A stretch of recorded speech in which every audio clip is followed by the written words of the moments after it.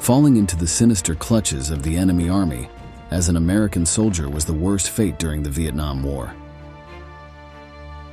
For nearly a decade, over 7,000 American soldiers experienced tumultuous captivity at the hands of enemy forces. Immersed in the dark depths of the Vietnamese jungle, each day became a bleak ordeal from morning till night for the prisoners. They spent their time behind bars, listening to the torments endured by their comrades. A situation that repeated day after day, night after night. The ultimate goal of the Viet Cong was to gather information about their enemy's military strategy. But there were also some sinister communist soldiers who did it for amusement. In today's video, we will explore in detail each of the torture methods employed by the Eastern militias, as well as some harrowing life stories of American soldiers. Get ready for a tumultuous journey to the Vietnamese jungle of the 60s in today's installment of Military History.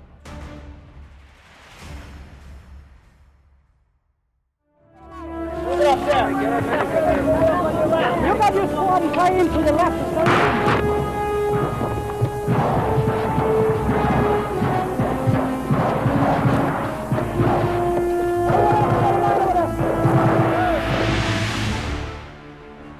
In the depths of North Vietnam, captured American soldiers were not considered prisoners of war. The enemy saw them more as invaders in the midst of a supposedly undeclared war. The brutality unleashed upon them was justified with this label, in a distorted narrative that overshadowed the rights and humanity of the prisoners. With this cruel conception of the adversary, 65 prisoners of war endured captivity characterized by executions, torture, wounds, or infectious diseases. Brutality was commonplace in the jungle prisons. The North Vietnamese systematically subjected American prisoners to bloody torture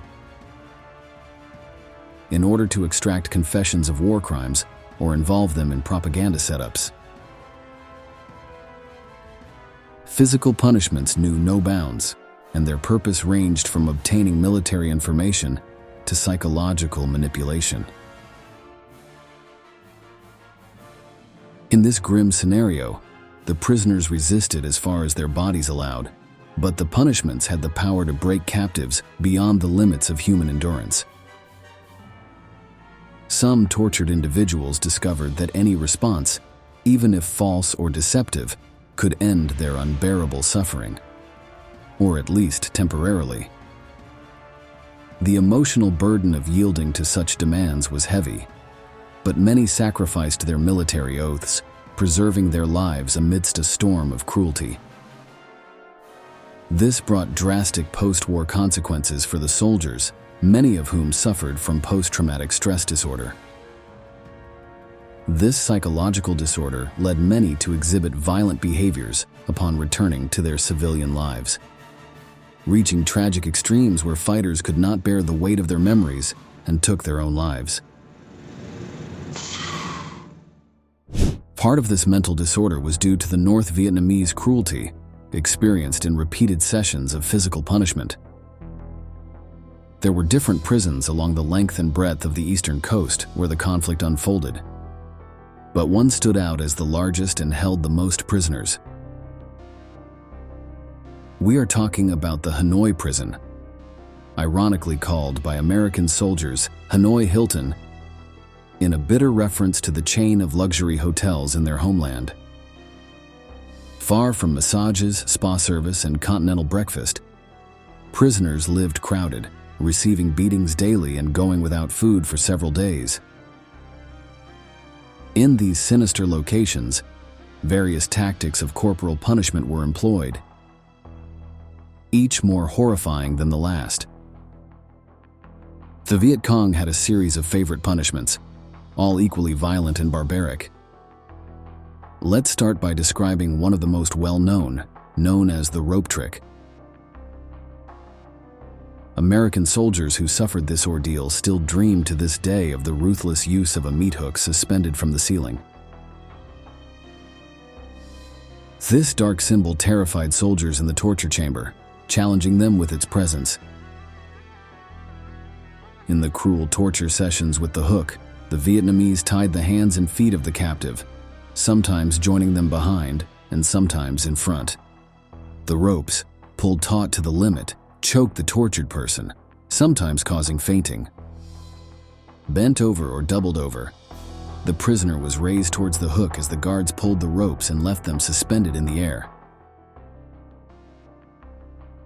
This procedure deformed the soldiers' bodies to the point of dislocating some limbs, usually the shoulders. Not even the most capable contortionist could endure this procedure. Let's take a look at some material that illustrates this.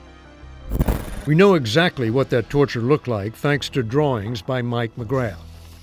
But they put your arms behind your back and they'll cinch up your elbows until your ribs start pulling apart here. Then they rotate over your head until your shoulders dislocate. And no man can stand the pain. The sessions of this savage practice lasted for hours, even days. Guards returned at intervals to check the vital signs of the tortured. As time passed, the militias tightened the ropes until the prisoner lost sensation in their limbs. The clock ticked, and the limbs turned purple, sometimes swelling to twice their normal size. Another type of torture, more traditional and less macabre, was also inflicted by the Vietnamese military with particular spite.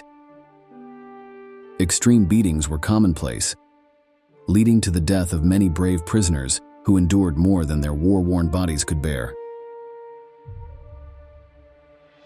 Stoically, many American soldiers died maintaining silence, denying valuable information to their captors. The United States Military Code of Conduct has a clear and simple directive. Prisoners of war should only confess to the enemy their name, rank, serial number, and date of birth. Many soldiers were broken by the mistreatment and abuse of the Viet Cong, but others resisted heroically. For what the Communist Command of Vietnam wanted to know were the details of missions, objectives, and tactics employed by the Americans. Reluctance came at a high cost, and each revelation was measured cautiously, safeguarding closely held secrets that could alter the course of the battle with blood and pain. In this fluctuation between the obligation to speak and loyalty to the mission, the Code of Conduct became a talisman for many American soldiers, finding in their oath the reasons to withstand the suffered tortures. Another way to break soldiers was to subject them to psychological and propagandistic punishments. In the dark dungeons of the Vietnamese jungles, communist indoctrination was part of the punishments. Guards subjected prisoners to endless broadcasts of Radio Hanoi and interminable ideological lectures that resonated during torturous sessions of physical punishment. When they weren't applying penalties to the soldiers, the Vietnamese watched how the nature of the neglect in which they were made to live wore down their health. Medical negligence lurked like a specter threatening the captives. Unsanitary conditions caused rodents and insects to bite and sting prisoners. Vermin attacks unleashed infectious diseases that weakened or directly killed their victims.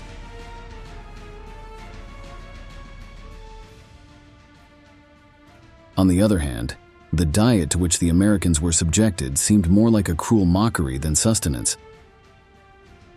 The food consisted of an insufficient mixture of light pumpkin or cabbage soup, accompanied by pieces of bread and rice, and occasionally decomposing or raw meat. Prisoners faced the cold with frozen food in winter and scorching hot dishes in blazing summers. This happened because the guards enjoyed watching their prey suffer while eating. Obviously, the lack of resources such as warm clothing, Hygiene and antibiotics caused captive soldiers to endure cold, live among their own excrement, and suffer various infections. When Viet Cong members wanted to put on a spectacle with their torture methods, they used some more flashy ones. One of the most feared and common was known as the submarine. This cruel form of torment mainly consisted of subjecting the captive to a dark, violent ritual, where water became a lethal instrument over a cloth inexorably covering the victim's face and airways. There were various ways to carry out the process. In one variation, the prisoner lay on his back, immobilized with precise inclination. The cloth, functioning as a sinister veil, settled over the prisoner's face. With calculated precision, the torturers poured liquid over the airways, triggering a nauseous reflex and plunging the captive into a terrifying drowning experience. In some cases, the victim was directly submerged in a water pit and forced to float for their life.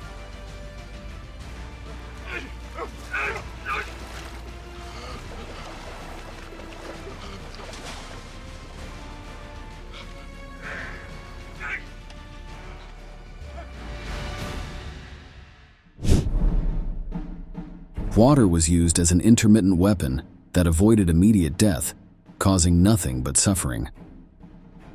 However, the risk persisted, as a continuous flow could seal the prisoner's fate with relentless suffocation.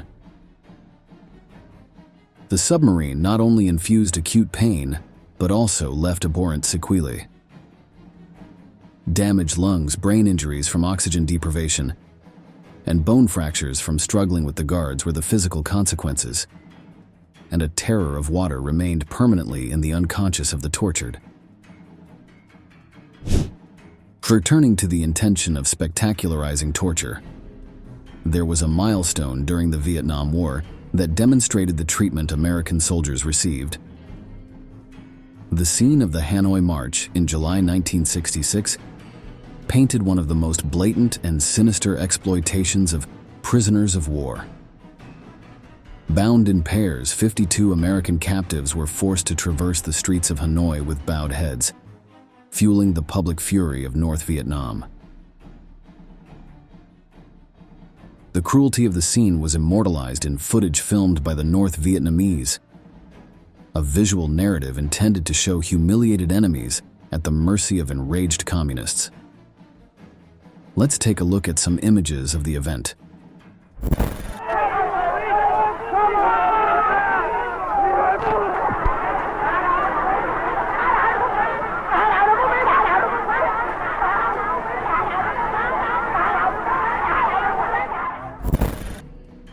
Everything was going flawlessly in the macabre parade to showcase the power of the Viet Cong, until what began as a humiliating march turned into chaos when the prisoners were attacked and beaten in the midst of an angry mob. Authority lost control over the crowd, and both American soldiers and guards found themselves embroiled in a desperate struggle to find some safe avenue of escape. Most prisoners of war were severely injured, turning the march into a disastrous episode at the communication level for North Vietnam.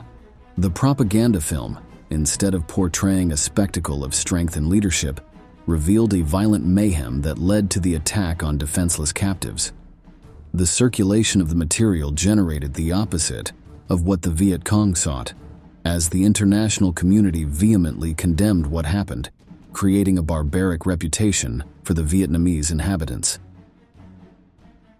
Living conditions and tortures were so overwhelming that very few prisoners even considered the idea of planning an escape. However, some brave prisoners of war dared to defy the odds.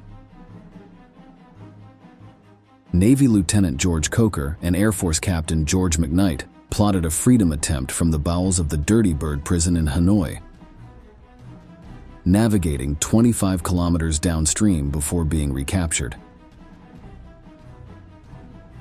Without mercy, both were chained for days and transferred to Alcatraz, another tiny prison specially designed to isolate those whom the North Vietnamese wanted to isolate and bury in oblivion.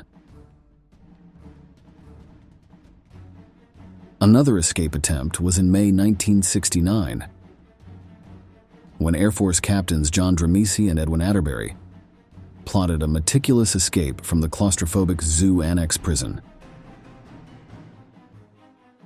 Although their plan was ingenious, they barely managed to travel a few kilometers.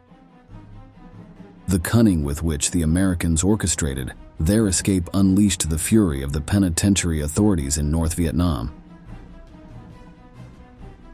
The summer of 1969 became a dark chapter of inhumanity during the Southeast Asian War. For 2 weeks, the prisoners of the escape committee who had helped Dramisi and Atterbury suffered brutal tortures to reveal all the details.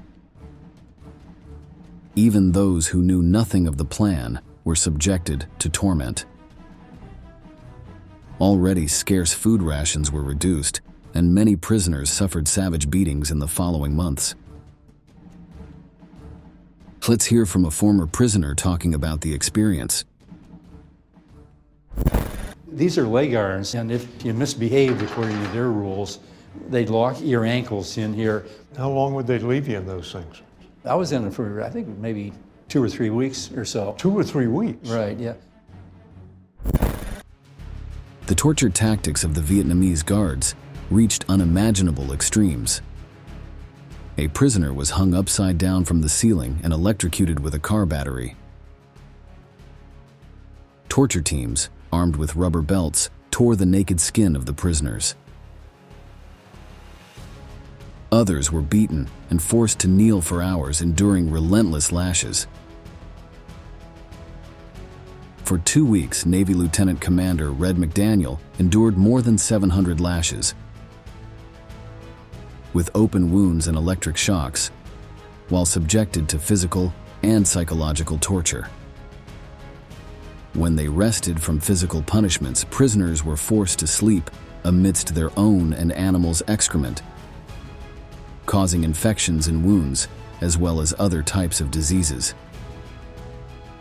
Many Americans watched as the farm animals in the camps where they were captive lived better than them.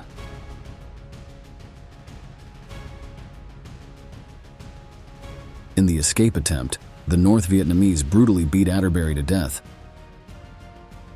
while Dramisi endured 38 consecutive days of beatings with fan belts.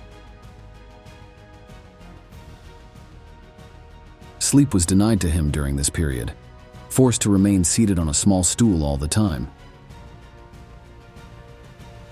He was savagely beaten, tied with tight ropes or shackled while being forced to write and record apologies. With only 2 small pieces of bread and 2 glasses of water a day, Dramisi lived a hell on earth. Although he survived, he would never forget that he was forced to witness the death of his companion Atterbury, and as part of the torments the Vietnamese rehearsed. In the aforementioned Alcatraz, torture of the most rebellious prisoners transcended the physical. Prisoners were confined to small, dark, poorly ventilated cells similar to dungeons, kept in shackles for more than 15 hours a day. Navy Lieutenant Harry Jenkins faced 85 days chained for trying to communicate with another fellow prisoner.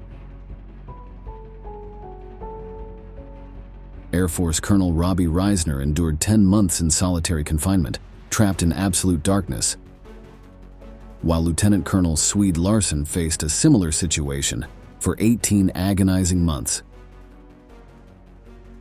This regime of isolation, far from being unique in Alcatraz, was a shared punishment in many camps. For many prisoners of war, the years slipped slowly into the abyss of isolation.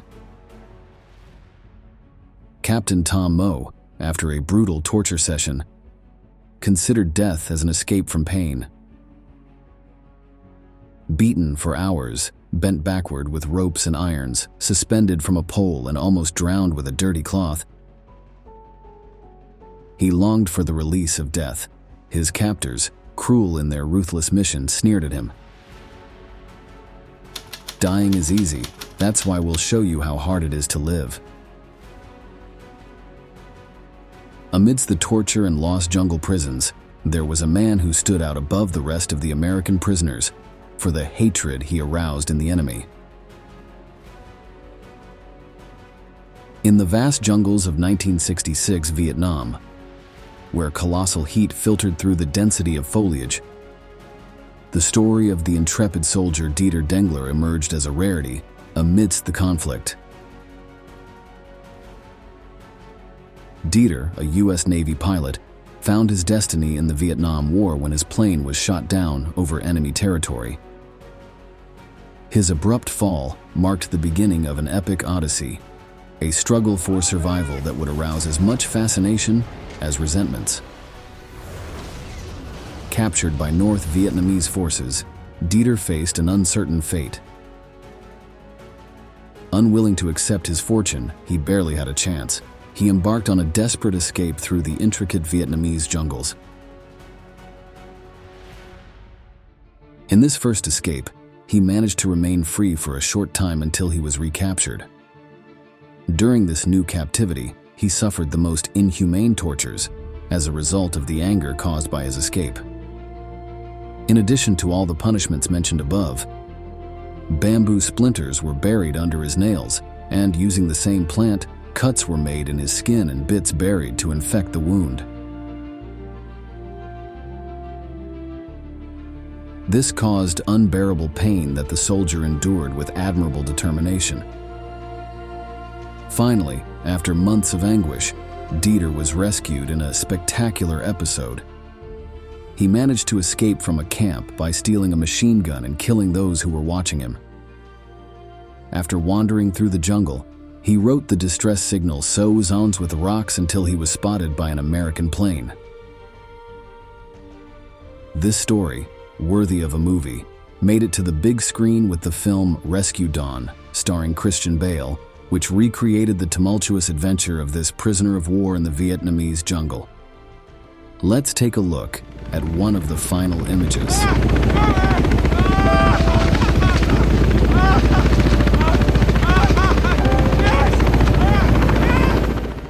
During the Vietnam War, thousands of Americans were captured and turned into prisoners. According to data from the United States Department of Defense, around 7,000 Americans were prisoners of war during the conflict. From this figure, the vast majority were released at the end of the war in 1973, when the Paris Peace Accords led to the repatriation of these mistreated soldiers. Regarding specific figures of survivors and deceased among those who suffered the tortures of the Viet Cong, the number of survivors is unknown. However, some prisoners died while in captivity due to the brutal punishments to which they were subjected. The exact numbers may vary, but all numbers are said to be devastating. Not being lesser, it is not considered insignificant, as the horrifying tortures they were subjected to will be forever written in blood in the history of 20th century military conflicts.